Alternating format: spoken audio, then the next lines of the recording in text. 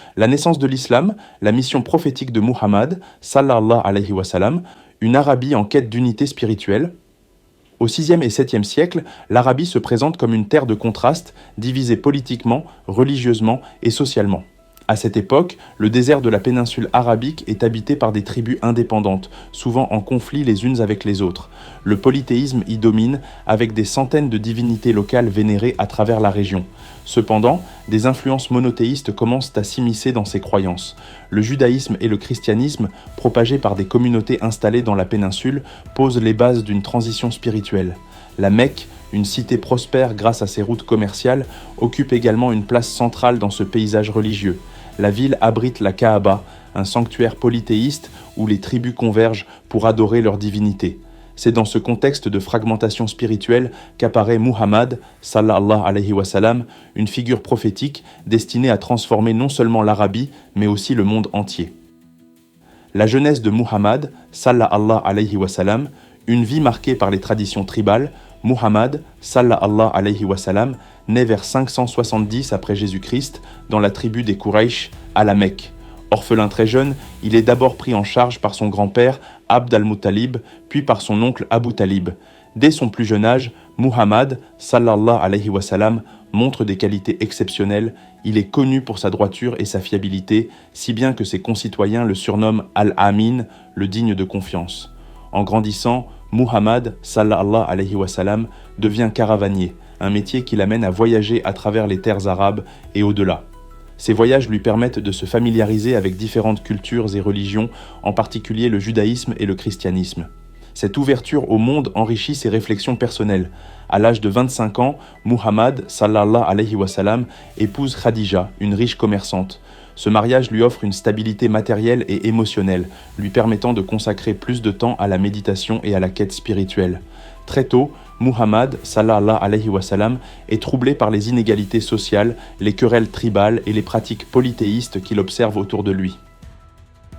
La révélation, un moment divin au mont Hira.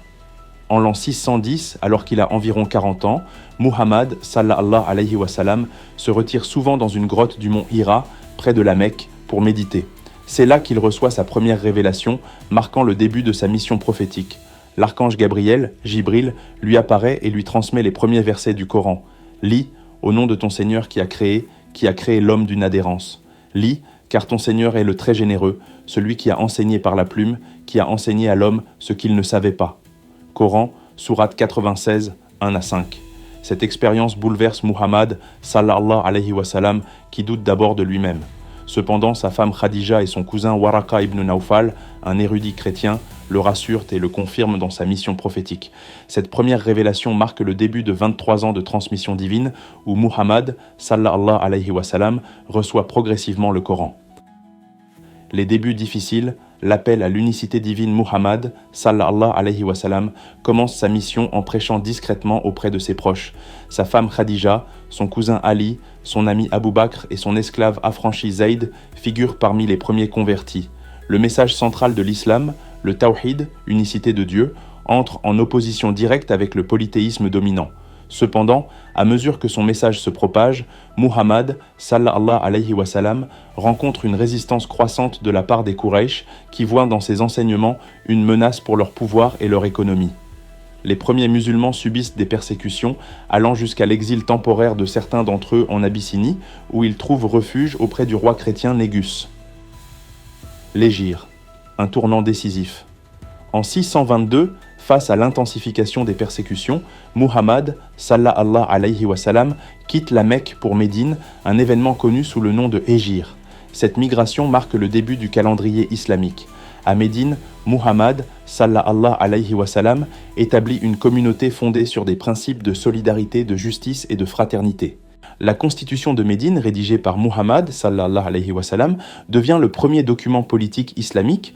Ce pacte régit les relations entre musulmans, juifs et autres habitants de la ville, garantissant la liberté religieuse tout en unissant la population sous une autorité commune. Les batailles pour l'islam, une communauté en défense. À Médine, Muhammad, sallallahu alayhi wa sallam, doit faire face à des menaces constantes de la part des Quraysh et d'autres ennemis. Plusieurs batailles clés jalonnent cette période. La bataille de Badr, 624, une victoire inattendue pour les musulmans, renforçant leur foi. La bataille d'Uhud, 625, une défaite partielle qui met en lumière les défis de l'unité. La bataille du Fossé, 627, une défense réussie de Médine grâce à une stratégie ingénieuse. Ces batailles consolidèrent la position de Muhammad, sallallahu alayhi wa sallam, comme chef spirituel et politique. La conquête de la Mecque, l'accomplissement de la mission. En 630, Muhammad, sallallahu alayhi wa sallam, retourne à la Mecque avec une armée de 10 000 hommes. La ville se rend sans résistance. Muhammad, sallallahu alayhi wa sallam, accorde une amnistie générale, un acte de clémence qui impressionne même ses adversaires. Il purifie la Kaaba de ses idoles, consacrant le sanctuaire au culte du Dieu unique. Les enseignements de Muhammad, sallallahu alayhi wa sallam, le Coran, révélé à Muhammad, sallallahu alayhi wa sallam, constituent le fondement de la foi islamique. Les enseignements du prophète, consignés dans les hadiths, offrent des conseils pratiques sur la spiritualité, la morale et la vie quotidienne. L'islam prône l'égalité, la justice sociale et la responsabilité individuelle, des valeurs universelles qui résonnent encore aujourd'hui. Un héritage intemporel. En 632, Muhammad, sallallahu alayhi wa sallam, effectue son dernier pèlerinage et prononce son sermon d'adieu, rappelant les principes fondamentaux de l'islam. Peu après, il décède à Médine. Cependant, son héritage perdure à travers une religion qui transforme non seulement l'Arabie, mais aussi le monde entier.